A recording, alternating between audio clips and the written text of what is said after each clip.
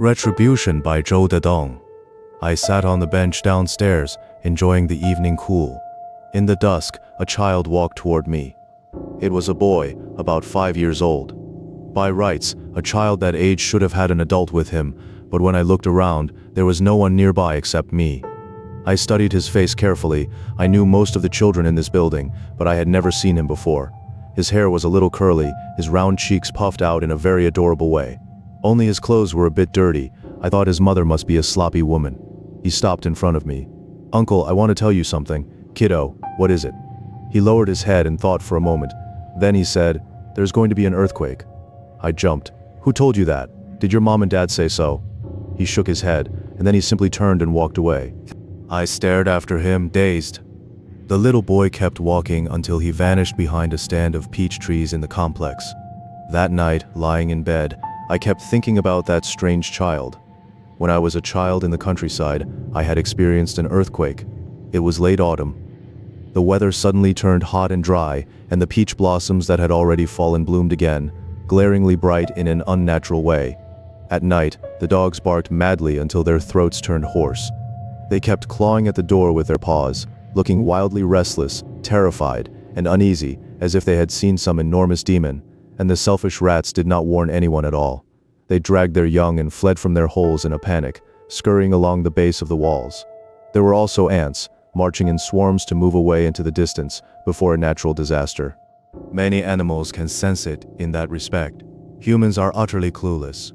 We rely on science, and science is something that goes by many crooked paths. It cannot compare with intuition and instinct. Since settling in the city, I had grown more and more estranged from the animals. I lived downtown on the 8th floor. It was said that the apartment tower I lived in could withstand an earthquake of magnitude 8, but that was only theory. Who knew whether it would hold if a magnitude 8 quake really hit? And now, all of a sudden, a child had appeared and told me there's going to be an earthquake. I did not take off my clothes. I tossed and turned too, afraid to sleep. All I could think about was where I should run if the building suddenly started to shake. Some people said that in that situation, you should hide in the bathroom, because it was narrow and full of pipes, so it had good support. If you were trapped in the rubble, there might even be seeped water. Some people said you should stand on the balcony. If you survived, you would at worst end up disabled, but you wouldn't die. Some people said you should put a soft pillow over your head and hide under the bed. No matter what you did, all you really did was turn a 1 in 10,000 chance of survival into a 1 in 5,000 chance. A strip of dawn quietly turned night into morning. Suddenly I felt ridiculous. A grown man had been kept awake all night by a child's words. That evening I went downstairs again to enjoy the cool air. I wanted to see that boy again. I sat on the bench for about half an hour before the child appeared from behind that stand of peach trees. That was where he had vanished yesterday. He walked toward me. His eyes stayed fixed on me. At last he stopped in front of me and said firmly, "Uncle, there's going to be an earthquake." I stroked his little face and asked, "Whose child are you?"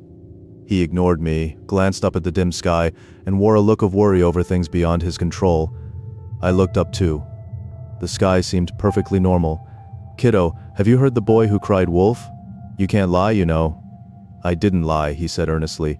"Then how do you know there's going to be an earthquake?" Maybe the question touched a taboo. His face at once darkened, and he turned and left. I stared after him in amazement. He disappeared again behind that stand of peach trees.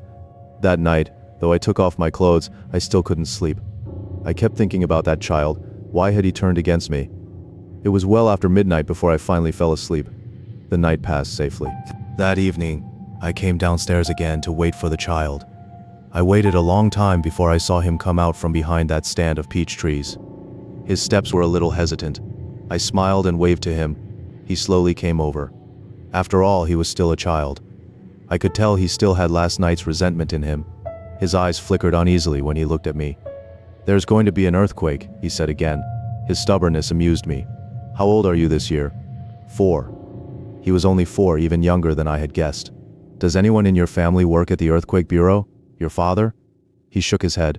"Your mother?" He shook his head again. "Then is it you?" He did not smile. All of a sudden, as if he had heard something, he turned to look at the stand of peach trees. Then he turned back and said to me hurriedly, "There's going to be an earthquake." As soon as he finished, he ran off as if someone were calling him, racing toward those peach trees. A gust of wind blew over, carrying a thick fragrance of peach blossoms. That night, I went to bed and fell asleep at once. I don't know what time it was when I was suddenly awakened by a booming roar. The entire building was shaking violently. My legs went weak all at once. The earthquake was here. The earthquake was here. When the shepherd boy cried wolf for the third time, didn't the wolf really come? I charged downstairs in my brief's bathroom, balcony under the bed. Once an earthquake starts, there's only one instinctive response: run outside. On the stairs I fell several times, but in the end I still tumbled out in a panic. I stood in the open space between the buildings. There was moonlight, but not much of it.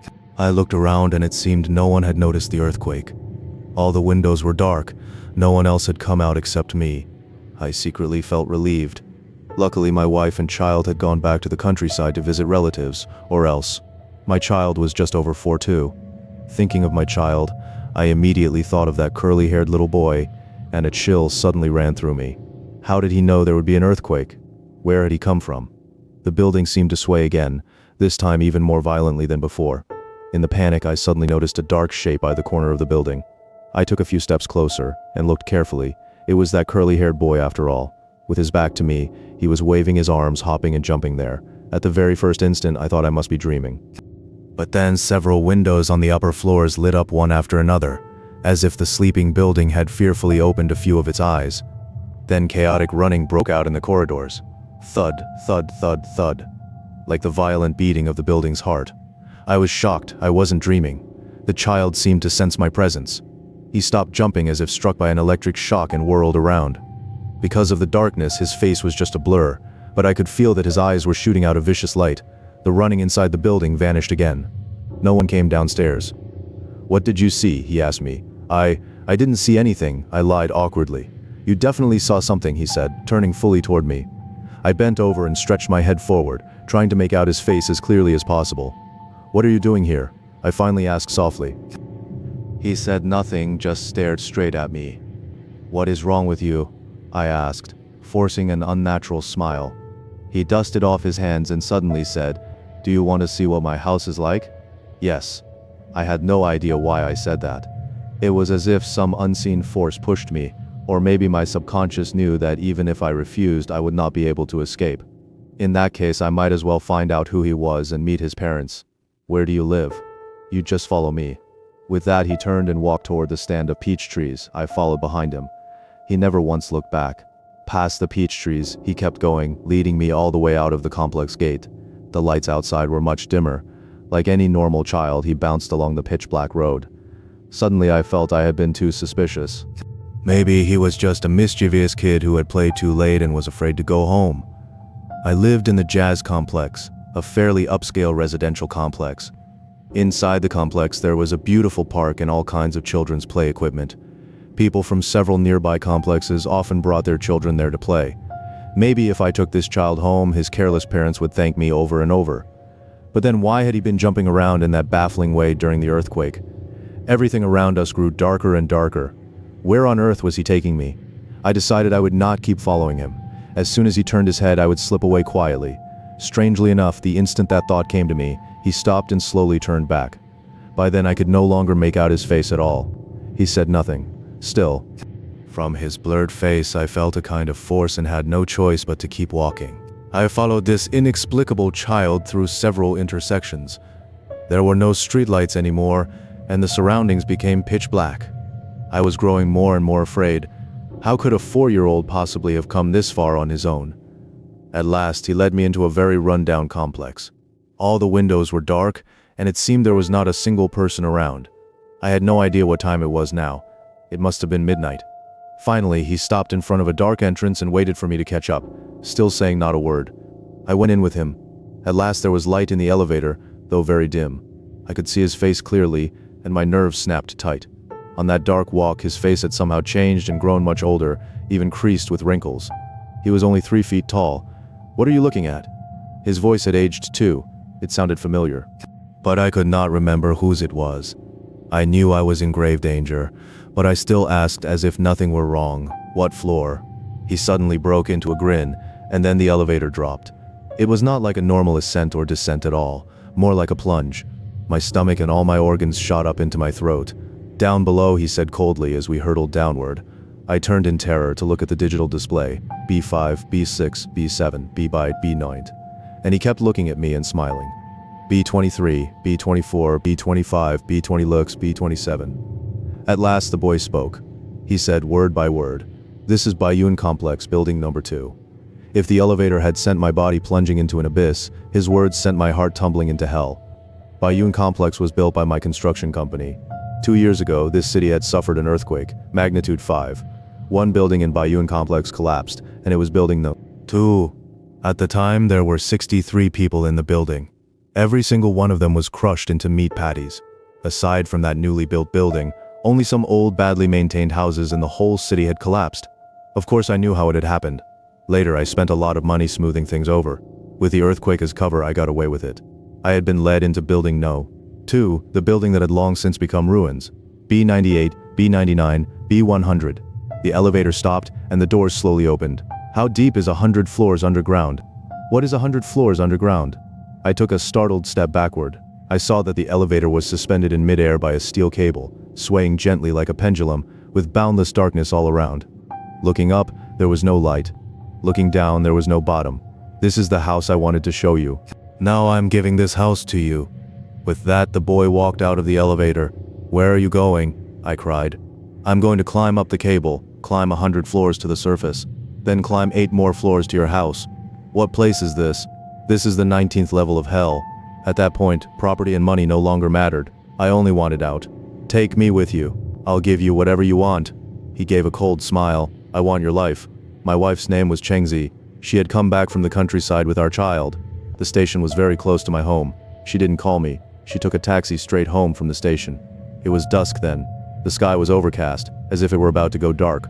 The wind was strong. When she reached downstairs, she happened to glance up at the window of our home. A child about the same age as our son was looking down from the dark window.